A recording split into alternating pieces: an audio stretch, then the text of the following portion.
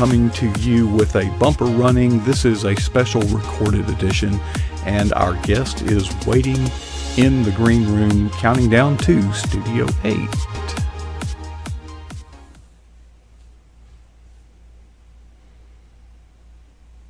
Well, good evening and welcome to pjnet.tv. This is a special edition recorded earlier, and we are happy to be bringing this to you this evening, whenever that is, and if you're watching this on social media. I'm so glad that you've decided to join us, but we also want to invite you to pjnet.tv. We have a live chat room there, and you can watch this very same thing there, but nonetheless, enjoy it on social media. You may be watching it after it's live, but in any event, we do this every Monday through Thursday, 9 p.m. Eastern, 9:30 Eastern, and we have all kinds of interesting guests, the purpose of which is to provide a place for everyday Christians to share their walk with Christ. Well, tonight we have, a Christian who is a member of the vinewords.net team, and his name is Charles Maldon, and he also has a wife who is on the team as well, but we'll be talking to her separately. She is a little indisposed tonight, Charles tells me. So, Charles, you're on the VineWord team, and I can just kind of gauging by your age, I would say you're married. You're probably, you're bumping 30, I bet. Not bad, Mark, but a little more, about 40, plus 40 okay. plus. Well, the older you get, the younger people look, Thank you. I'll take that. It does that. But from our conversation earlier, your walk with Christ has taken a real step forward only in the recent years. But did you grow up a good boy in church and get baptized and all that, or did you have an experience later in your life? Well, I did. I actually did get baptized at a young age, but I did have an experience. Actually, the Lord took me through a wilderness place. Did a lot of things, went wrong decisions, made some bad choices, and ended up broken. And he said told me he was gonna lose everything to gain him, and that's what I did. So, but in that though, I found life. So I was grateful for the opportunity to get to know him, and he loved me enough to give me another chance to live this life sold out for him. So when you kind of got started in career, everything was it going okay, or you never got started? No, it was. I was in law enforcement but probably I've been in law enforcement for 17 years, and before that though, I did some security work. Mm-hmm. But I had my encounter with the Lord, I guess, while I was in my 20s, before I got to the force. But when I really started getting close with the Lord is when I went through a tumultuous time with my wife. We ended up, falling on some hard times within the marriage, and I knew I needed to do better and get my life together with the Lord so that I can be a husband to her. And in my writing, that's what I talk about. I kind of talk about some of the things that the Lord took me through and brought me out of. Well, Charles, my father-in-law was almost like a brother to me. He was my best friend, and many of my family members are in law enforcement, and I'm involved in coaching or have been. And right. If there's any two professions that can place a burden on a marriage, I would say three professions that are the hardest on a marriage: law enforcement, coaching, and the ministry. So true. So you were in law enforcement when the two of you were married? Well, yeah, I've been in law enforcement while we were married, yeah. Okay, so you had the excuse. She knew what she signed up for. So what's the problem? Well, what's the problem? Well, the problem was that I guess I wasn't walking with God as I should be. And so what I mean is, just because Mark we married and because I, living with my wife and doing things that look like on the surface that I'm living as a husband, but underneath my walk wasn't solidified with God, which really, truthfully, I had to really just be honest with him and say, I was stepping out, causing problems with my home. I wasn't fulfilled in my career in law enforcement. And eventually, actually, I ended up losing the job because I couldn't maintain um, my honesty with my wife. Hmm. So, and that's a short, I guess, a short answer of it. But in And that though, I believe that when I was broken, God did, He delivered me and found me, and ended up walking closer with Him. it just dawned on me, and I certainly meant no disrespect. Our veterans, I think, our military, would have to be included in that group of Absolutely. tough. All of those professions pretty much require a 100% commitment, Amen. and marriage requires 100% commitment. That's right. Well, doing the math, that's a pretty tough formula, isn't it? Yes, sir, it is. That's why I believe that's why I fight hard now. I believe because I understand. I have a ministry page, a blog page called Naked but Not Ashamed, Hmm. and it really was birthed out of some hard times that I went through. And I pray my prayer is that men, husbands, fathers will, through my example, through my transparency, get to have a better relationship with the Lord I'm and really glad walk you with it. used that word. I was about to ask, how transparent are you in that writing? I think I'm pretty transparent. I believe that that's how deliverance comes. I believe that when you are honest with God and honest with yourself and honest with others, I think that folks can relate and say, I can relate to that, and that's where Christ can come in, where the Spirit can do his best work. Charles, did there come a point that you realized that you were, and I'm being very presumptuous, so correct me if Mm-hmm. I'm wrong. It may be like you're living two lives: the lives that the public sees that you want to be a good law enforcement officer, a good husband, good all those good things, good church guy. But then Mm-hmm. there's that other walk that you're living as well, and they're irreconcilable. It's a dead end. It's a collision course. Mm-hmm. Mm-hmm. Okay, when that happens, was there a moment that the shame just overtook you and you just begged the Lord, saying, I don't deserve your mercy, but if you give me another chance, and you made one of those vows? Was there a moment that profound? It was a moment that it was similar to that. I was in a bad place, like I said, and I knew that when I heard him say that I would lose everything to gain him, and that's exactly what he did. He took me through a place of brokenness and the shame, as you spoke of the shame, the embarrassment to my wife, and how it made me feel, and just really comes into the end of myself. And I think that's where it starts. When you come to the end of yourself, that's when God will be able to step in, and he can do what he needs to do. But until you really have an honest conversation, what I had to do for me is really just be honest with myself and say, God, I need you to fix me. I need you to change me. And I understand that I'm a broken vessel that needs to be changed, not just outwardly, but inwardly. But see, sometimes we can have like you said, I like what you said, um, you know, two selves, two different people. In other words, kind of like a double agent, Mark. Hmm. We one side we act like we have it together, but the other side then we have another side. So that side God wanted to get to, but He wanted to change me so I would line up with Him, that I could do His work and really be naked, truly transparent about who I was, so that someone can be delivered. The day may come, if it hasn't already, when I encounter somebody who I haven't seen in a long time, and we don't recognize each other, and they say, I Right. think I know you. Right. And I get scared at that point, like, which me did they know? Yeah. Okay, Yeah. the Yeah. old me, Well, the new me. because and I have to ask questions like, "You're not from, you hadn't been, you got to be careful." And I do it kind of in a humorous way, but I'm doing it Mhm. to avoid embarrassment and pain and shame, Right. because it might have been one of my old drinking buddies or something, Hmm. or an encounter that and I don't want anybody to know that.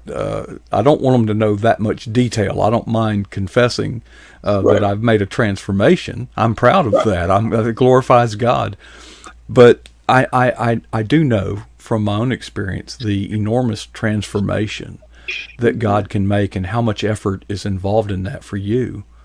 But it sounds to me like there was also equal effort and transformation on Lakeisha's side. Yeah. Yeah. How hard was that for her? It took, I believe, a lot of grace and a lot of forgiveness. And I think in that, though, I will say um, that with that forgiveness, she wasn't out. She would tell you she's here now. She probably would tell she wouldn't was able to do it on her own. It was only with the strength of the Lord where we are and how we're able to continue on. So, we can have that encounter with God when we reach the end of that dead end, when we hit the bottom of the barrel. We can have that turnaround. mm-hmm. But for those who we have affected along the way, yeah, the healing process isn't like turning a light switch on, is it? no, the consequences are always long suffering. Those consequences that we affect, and that's the thing. I think sometimes I remember I had this one night I was on my bed when I was at this place that this God was dealing with me. I had this dream, this vision he gave me. I was in a car with 3 other people in the car. And I was driving. I had no seatbelt on. I had the phone in my hand, Mark. And the person next to me had a seatbelt. And they, 3 other people in the car had the seatbelts on. They were strapped in and being safe. I had the phone in my hand. I was driving and I actually lost control of the vehicle. And I know we went up in the air. Well, the next thing I realized, I was outside of the car looking at it. And all 3 of those folks were gone. But I was okay. And I woke up and I was in a sweat wondering what was the Lord trying to show me. And what it was is that the consequences of my distractions, of my actions and things that I've caused hindered other people and messed their lives up. And I must say that I remember one individual in the car, actually I think they were maybe possibly that I don't know if it was my wife, but I couldn't see faces. I could just see people. Mm-hmm. And I remember that vision. It just struck me, and it kind of let me see that God was showing me that, hey, the things that you do, decisions you're making, are affecting other people, and not just for the long run, but they're affecting their life term for long as before and after. But the thing is that I asked God, why did you allow me to see that? And it was a painful reality to myself that where I fall short. And as we talk about that shame was really firsthand in that vision that he gave me, and it showed me where I really was.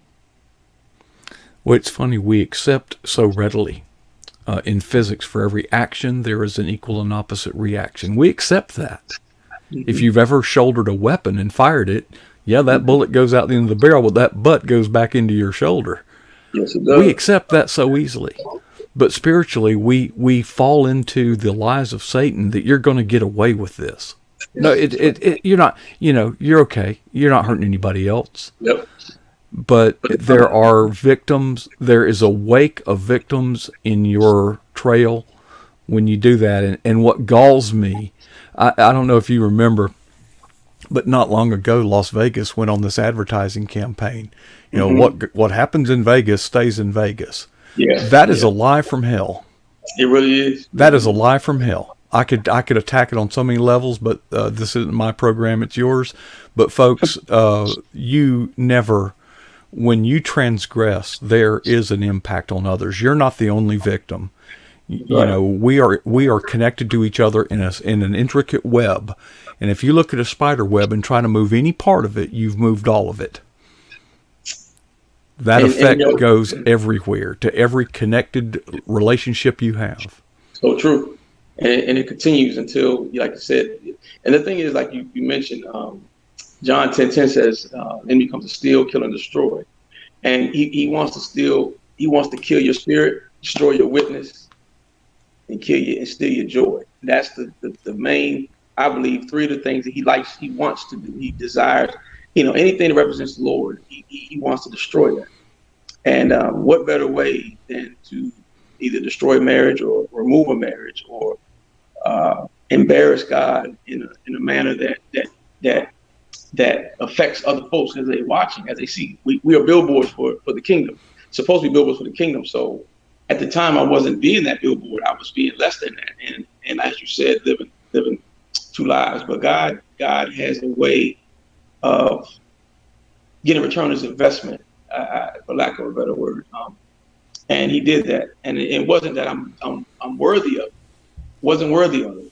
But I'm so grateful that he reached out his hand and said, I'm going to give him another opportunity to try to get this right. And with that, I'm indebted to the Lord. I'm thankful for his opportunity to know him, to really have a relationship, not just relationship with him, and prayerfully affect someone's life to be changed for the better. And Charles, I'm putting up on the screen nbnaministries.com. Now, my first question, NBNA stands for something, I presume. Naked but not ashamed. Naked but not ashamed. So that's how you can remember it, folks. It's on the screen. Write it down. Rewind this video if you have to. When they go to that website, nbnaministries.com, what do they find? They'll find transparency, liberty through transparency. They'll find my blog page with writing. They'll find hope. Hopefully, I can reach someone. My prayer is every time I write something, I pray that in my honesty and in my transparency, that someone's delivered, or they can relate to something that I say in the midst of the blog or the writing. Now, how often do you blog? Well, I've been on Bond Words for a few months now, so Diane has asked me for next year, 2021, to come on as a contributing writer. So I'm thankful for that opportunity for her. But I've been writing since 2018. My blog page came up December 2018. Mm-hmm. So this December will be 2 years. Mm-hmm.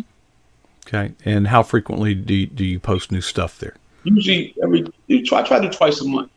Twice a month I try to do something. That's pretty strong. Pretty strong. Now, you mentioned that you are on the team with vinewords.net, and I have met and am meeting many of those team members, and I'm very impressed. But some of them had known Diana for a long time. Some of them, it was an out of the blue thing. What happened with you? Oh, interesting. I actually, I went to a writers conference last February, Asheville Writers Conference in North Carolina. Mm-hmm. And Diana and I connected in a session. And I think she told me about her Vine Words, gave me her card. And I gave her mine, and we left it at that. But we connected at the Writers' Conference. So I guess a little while after, we got kept in contact a little bit about ministry things. And then I was asking God for some. I wanted to be able to, be more effective. I had my blog page. And I said, Lord, I wanted to learn a little bit more. I'm learning the craft of writing. I always say, Mark, I'm not a writer, but I'm trying to learn to become a better writer. And she actually reached out to me, and I was looking for an editor for my book. I'm writing a book for men about, in the beginning, godliness through marriage. Godliness through marriage is about men and being transparent, reflections of manhood, some of my life. And she told me about an editor that she knew. And then she kind of, after that, reached out and said, hey, Charles, I want to reach out with a proposition for you. I wanted to ask you, would you like to come on as a Vine Words writer? And I asked her, what would I need to do? And we kind of talked about it. And at the same time, God kind of ministered to me that there was an opportunity to reach out. And it just kind of solidified, and God just put it together right there.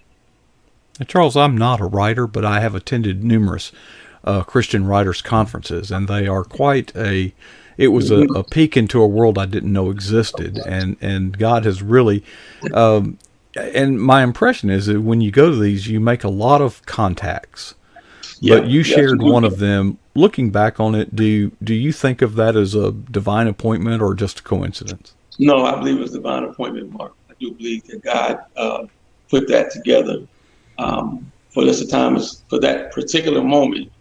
And since that, like I said, I'm contributing to Vine Words as of, I wrote early this year, and I have, I think, for next year, 2021. So I'm grateful for the opportunity that she's given me to do that. Charles, there are many contacts made at these, but what happened with that divine appointment, I think, is evidence that it was, a divine appointment. Charles, we're out of time. I've really enjoyed our conversation. I appreciate you being so transparent. I know that it's not that you're proud of it, but No. we can't help others by keeping it a secret either. There's other people out there that are hurting, and they feel beyond the reach of the forgiveness of God. Yeah. And nothing could be further from the truth. God is right there. His hand is outstretched, and he will meet you right where you're at. And your testimony, is a testimony to that truth. And Charles, I appreciate you sharing that with us tonight. And we just look forward to everything that God is doing through your life and in your ministry. And can't wait to hear from your wife, Lakeisha, in the near future. Appreciate you coming on board. Well, thank you, Mark. Appreciate you having me. And I pray you have a blessed evening, sir. Thank you. Charles Maldon, and there you see the view high atop the Eagle's Nest recording studios here at pjnet.tv. That'll wrap it up for this episode. Before I leave, I would like to challenge you to ask yourself two very serious questions. First, what is the boldest thing that you have ever done for Jesus Christ?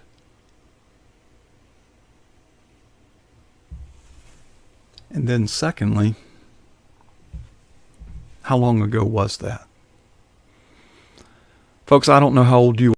Charles is 40-ish. I'm way north of that. You may feel like you're in the fourth quarter, or maybe you're just a teenager. But the fact is, none of us know how long we have. Let's commit ourselves to never being satisfied with our answer to either of those two questions.